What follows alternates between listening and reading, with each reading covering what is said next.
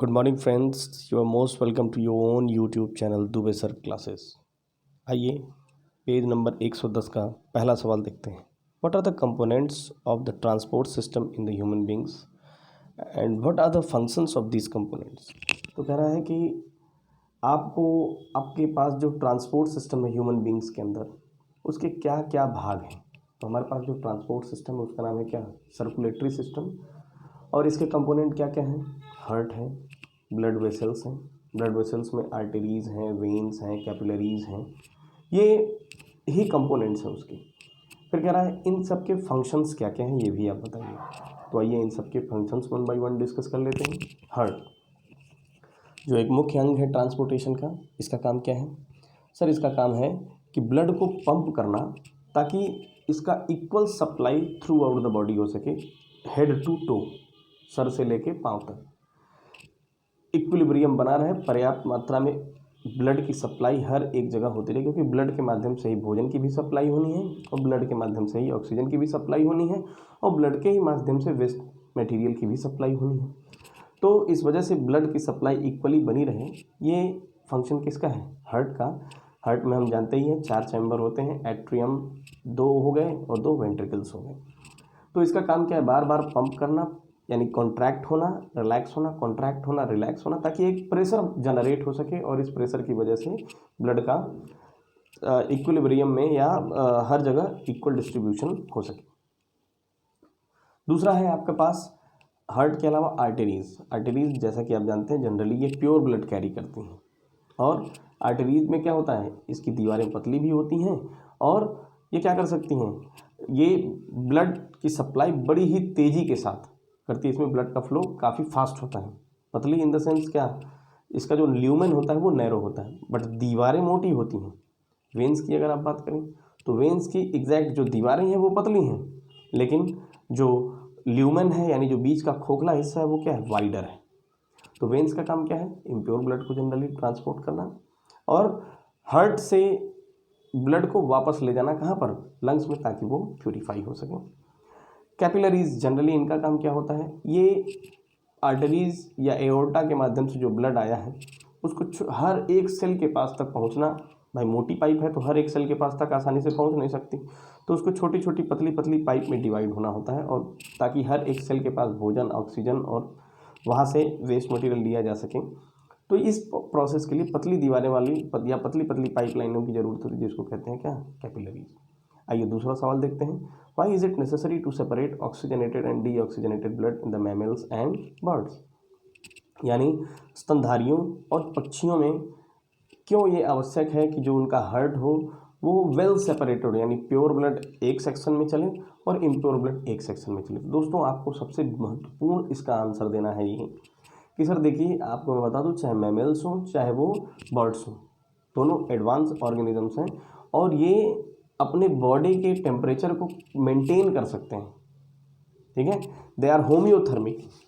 तो जो अपने बॉडी के टेम्परेचर को मेंटेन कर सकता है, उस मेंटेनेंस में हर समय पर्याप्त मात्रा में एनर्जी की आवश्यकता होती है, और पर्याप्त मात्रा में ऑक्सीजन की सप्लाई जब होगी तभी पर्याप्त मात्रा में एनर्जी मिल सकती है, और पर्याप्त मात्रा में ऑक्सीजन की सप्लाई तभी हो सकती है जब ऑक्सीजनेटेड और डीऑक्सीजनेटेड ब्लड क्या हो, वेल सेपरेटेड हो।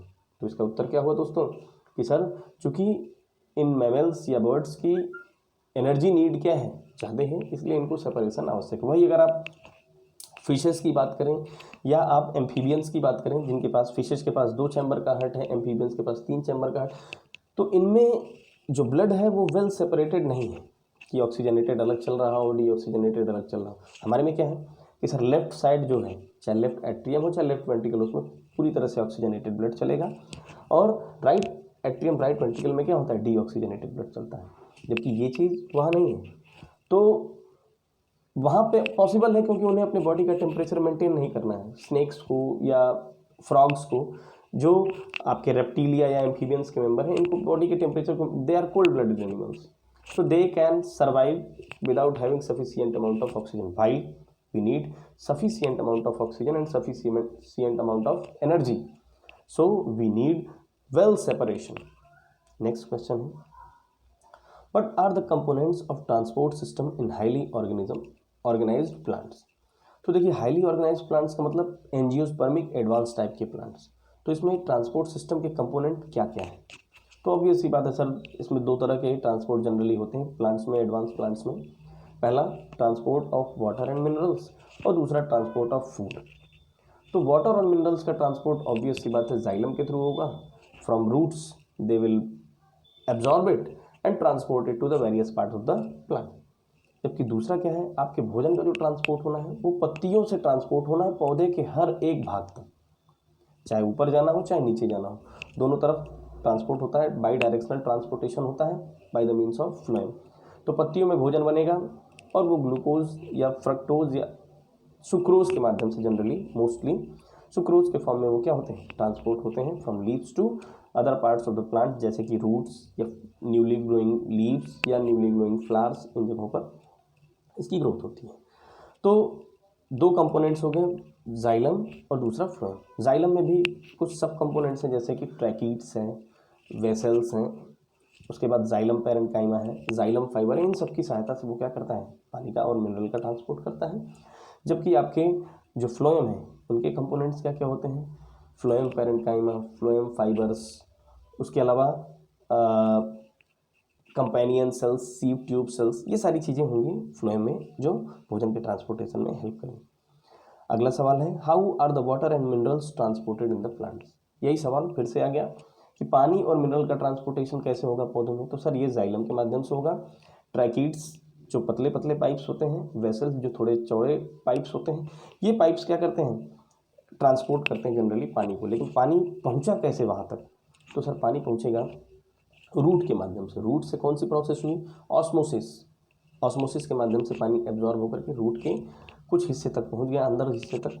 उसके बाद रूट प्रेशर की वजह से पानी थोड़ा और ऊंचाई तक पहुंचा।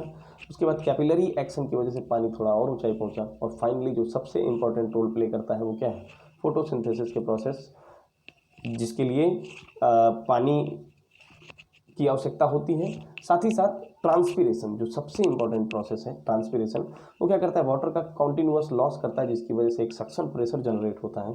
और इस सक्शन प्रेशर को ओवरकम करने के लिए पानी अपने आप एब्जॉर्ब होकर के पौधे के ऊपरी हिस्सों तक पहुंच जाता है। सबसे आखिरी सवाल देखते हैं, how is food transported in the plants. तो फूड ट्रांसपोर्टेशन में फिर वही सवाल, फ्लोएम के माध्यम से फूड का ट्रांसपोर्टेशन होगा। फ्लोएम में companion cell, sieve tube cells, ये क्या करेंगी, ये सहायता करती हैं भोजन के ट्रांसपोर्ट होने में। भोजन सुक्रोज के फॉर्म में ट्रांसपोर्ट होगा। सुक्रोज जो सबसे पहले पहुंचता है फ्लोएम में, उसके बाद बगल की वेसल से, बगल के जाइलम वेसल्स से क्या होते हैं, पानी आ जाता है उसी फ्लोएम वेसल्स में। तो वहाँ का कॉन्सेंट्रेशन या वहाँ का ऑस्मोटिक प्रेशर हाई हो जाता है और हायर ऑस्मोटिक प्रेशर से लोअर ऑस्मोटिक प्रेशर की तरफ, जहाँ पर नीड होती है भोजन की, अपने आप भोजन का ट्रांसपोर्ट होता चला जाता है। अब ये भोजन जहाँ पर पहुँचा वहाँ पर क्या होता है, चूँकि वहाँ पर अब भोजन की मात्रा फ्लोएम के अंदर ज़्यादा है, बाहर कम है।